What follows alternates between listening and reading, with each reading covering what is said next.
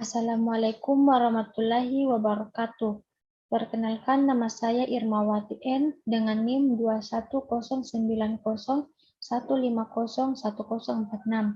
Prodi Akuntansi S1 kelas C. Di video ini saya akan menjelaskan tentang pengangguran. Pengertian secara umum. Pengangguran ialah orang yang tidak bekerja sama sekali, sedang mencari kerja, bekerja kurang dari 2 hari selama seminggu, atau seorang yang sedang berusaha mencari pekerjaan. Sedangkan yang dimaksud angkatan kerja adalah jumlah keseluruhan pekerja yang tersedia untuk lapangan pekerjaan dalam sebuah negara.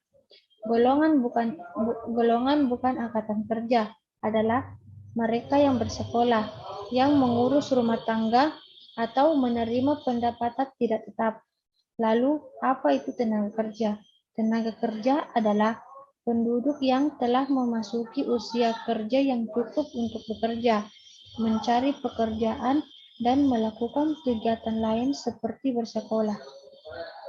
Angkatan kerja adalah penduduk berusia 15-64 tahun. Jadi, kita tidak dapat menyebut seorang remaja berusia 13 tahun yang tidak bersekolah atau menganggap itu pengangguran. Karena memang usia mereka belum termasuk angkatan kerja. Jenis-jenis pengangguran. Yang pertama, pengangguran friksional. Pengangguran friksional adalah pengangguran yang terjadi karena kesulitan temporer, yaitu mempertemukan pencari kerja dengan pemberi kerja atau lowongan kerja. Penyebab pengangguran friksional.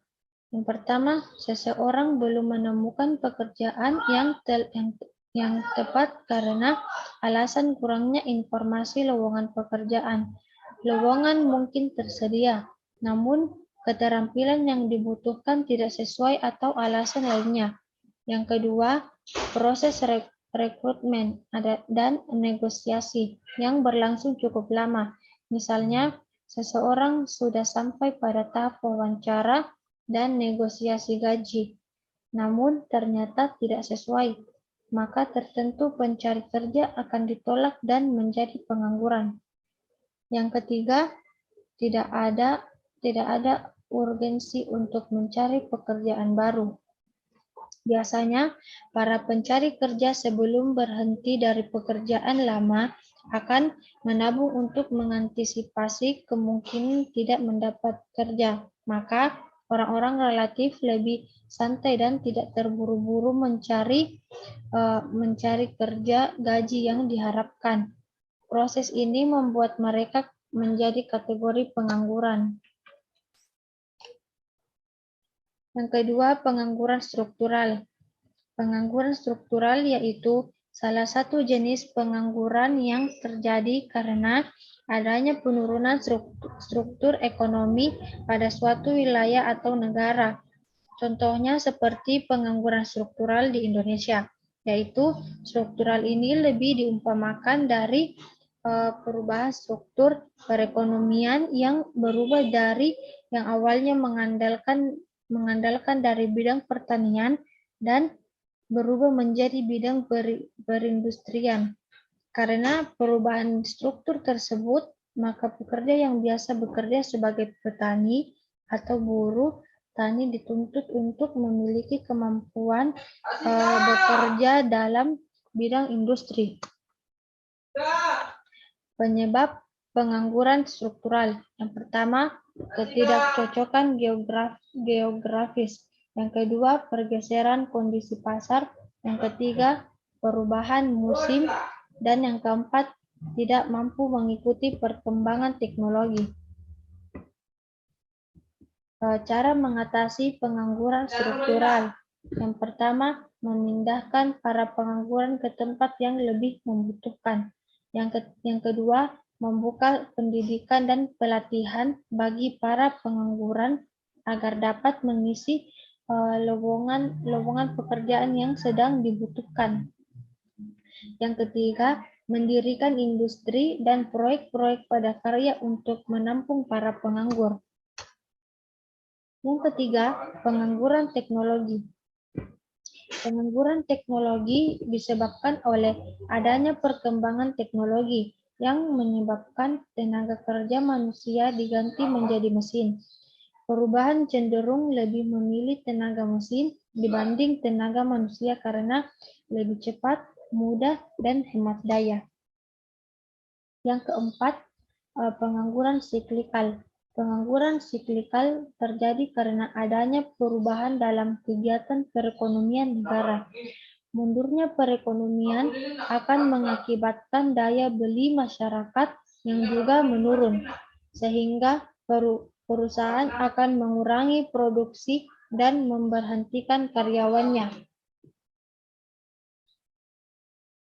Dampak-dampak pengangguran. Yang pertama, berpotensi membuat keuangan negara membengkak. Yang kedua, meningkatkan angka kriminalitas. Yang ketiga, dapat memunculkan konflik warga negara dengan pemerintah. Yang keempat, dapat menyebabkan kesenjangan kesempatan bekerja. Yang kelima, dapat menyebabkan seseorang kehilangan keahlian atau keterampilan. Yang keenam, menurunkan daya saing. Yang ketujuh, meningkatkan angka kemiskinan. Yang kedelapan, dapat menyebabkan kesenjangan sosial. Yang kesembilan, menyebabkan kondisi politik di suatu negara tidak stabil. Dan yang terakhir, meningkatkan konflik dalam rumah tangga. Upaya mengatasi pengangguran. Yang pertama, pemerintah mendirikan program tenaga kerja, mengadakan program latihan kerja magang, pengerahan tenaga kerja Indonesia, mendirikan program pelatihan atau kursus, memperluas pendistribusian informasi tenaga kerja yang dapat diakses dimanapun.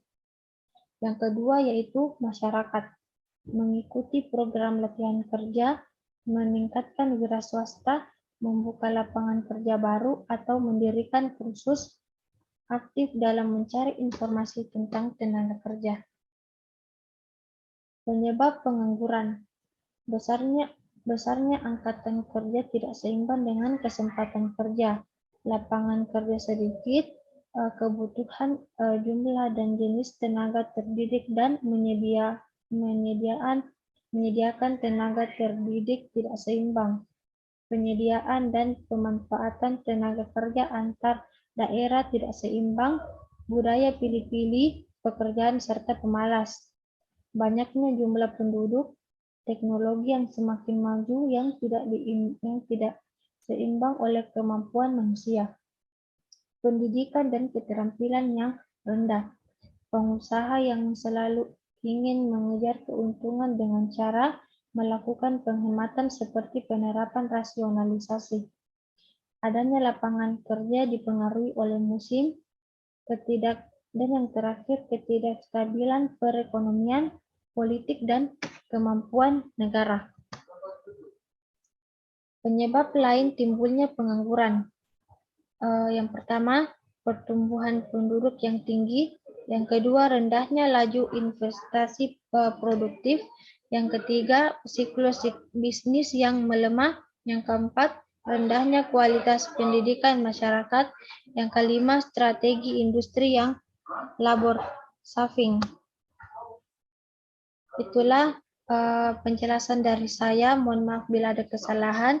Sekian dan terima kasih. Wassalamualaikum warahmatullahi wabarakatuh.